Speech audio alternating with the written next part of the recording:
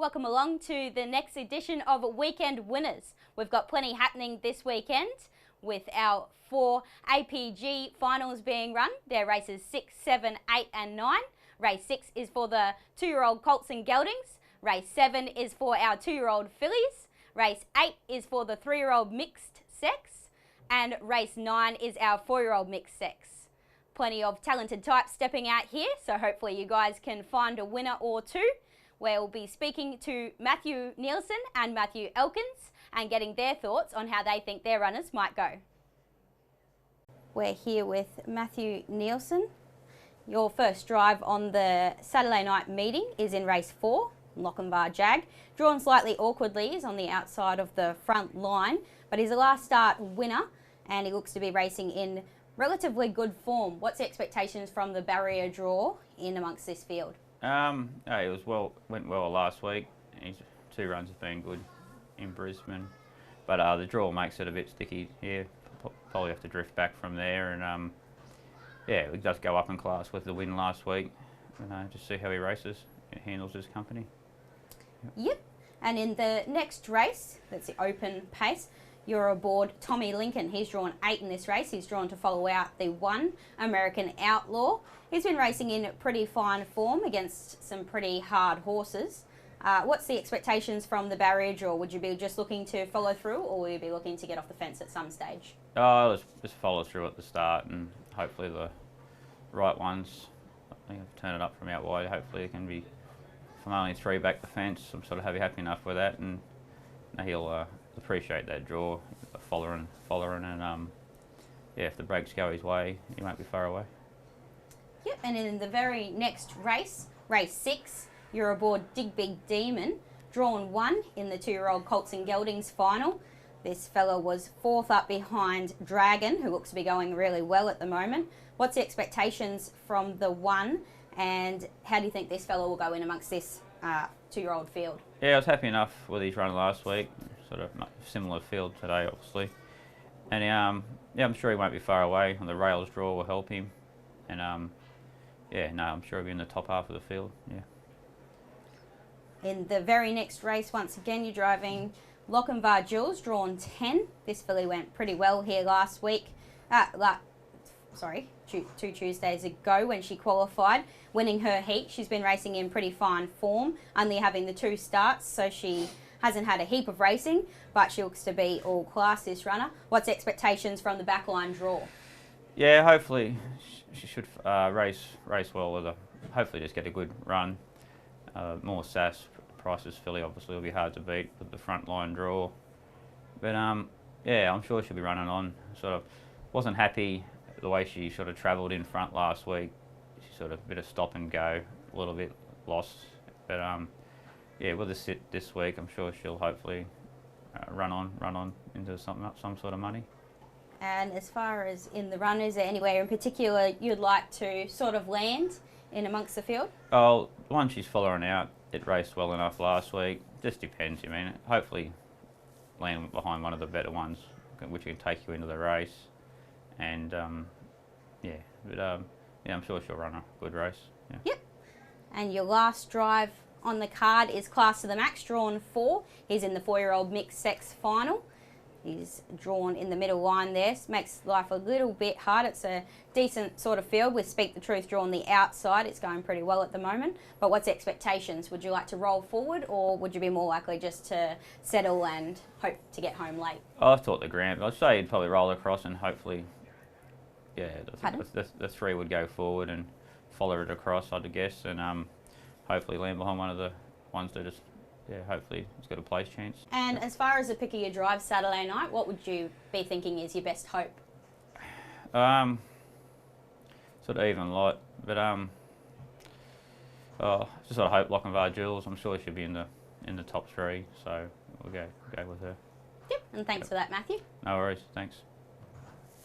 We're here with Matthew Elkins. He's got plenty of drives on Saturday night, but you start off in race 3, Matt, on He's a Shadow Player, drawn 8. He's drawn to follow out Zukov Lees. What do you think about the draw and his chances in this race? Yeah, I think it's a good draw for him actually. So he's come up from New South Wales, Tamworth area. Probably lacks a little bit of change-up speed, but I think down drawn in there and over the mile probably does suit him, and I think I am following probably a good beginner and probably looks the leader, so it should set up all right for him.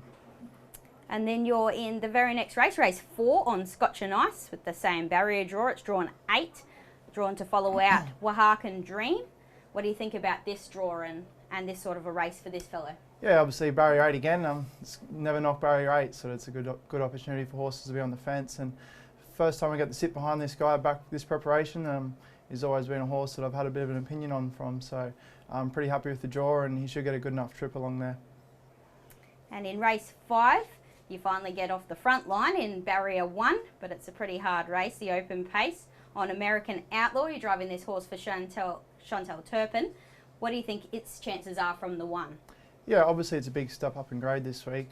He's sort of gone from a band 4 to 2 to the open class, so he's still going to have to take a step up, but in saying that, he is a horse that I really like, and he's got plenty of speed, and I think he will sort of follow any speed. So he gets a good draw, but he is up in class, but I think he'll run a good enough race in that. And in the very next race, you're back on a backline draw once again, drawn 10 on Check Out the Talent. Again, another Chantel Turpin runner. This runner ran 3rd last week in its heat. What do you think about the chances? Obviously, this is the first time you sit behind this fellow.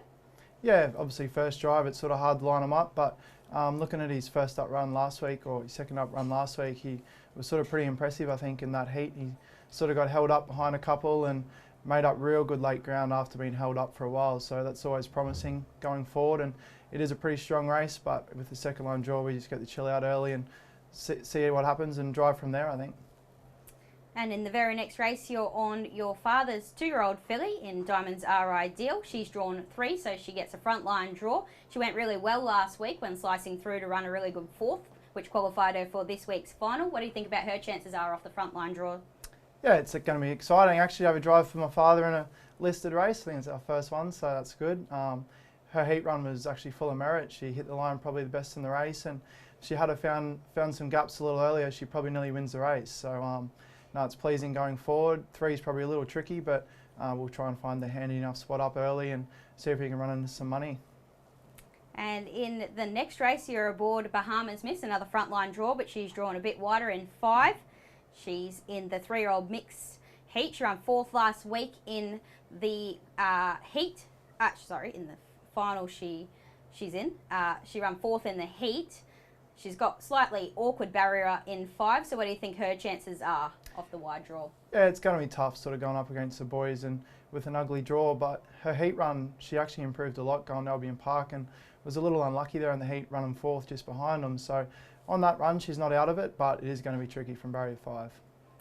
Yep, and your last drive of the night is a horse that you've just taken into your care, My Ultimate Levi. He's in the 4-year-old mixed sex final, drawn 3, so he gets another frontline draw. He tried really well the other Monday at the trial day that they had, getting home pretty nicely in decent time, 1:54.4. So what do you think his chances are in this final? Yeah, obviously it's a tough ask first up, going up and racing horses like Speak the Truth and Tim's a Trooper, but you know, he's a pretty well credentialed horse, and he gave a good feel on that trial, and his work since has probably been sharper and better. So it is going to be tough, but with that handy enough draw, I think we'll look to be pretty positive early and drive him as he feels from there. Thanks for that, Matthew. And as far as your drives go, what would you say is your top hope this weekend? It's a tough sort of week. You know, they're all pretty good drives, but they are in pretty hard races and there's classy horses. But probably the best winning hope would be He's a Shadow Play, I'd say. Thanks for that, Matthew. Thank you. Thanks again to Matthew Nielsen and Matthew Elkins for their thoughts on how they think their drives might go on Saturday night. Hopefully that's given you guys at home plenty of confidence leading into the weekend. My best bet, though, comes through in race 6, horse 11, Dragon. This fellow won his heat in pretty impressive fashion and looks to be able to take out the final and add another win to his tally. We've got plenty of exciting racing on Saturday night, with our feature races being 6, 7, 8 and 9, our 2-year-old Colts and Geldings, 2-year-old fillies, our 3-year-old mixed final and our 4-year-old mixed final. Gamble responsibly, and we'll see you trackside Saturday night. Our first race kicks off at 5:38 p.m.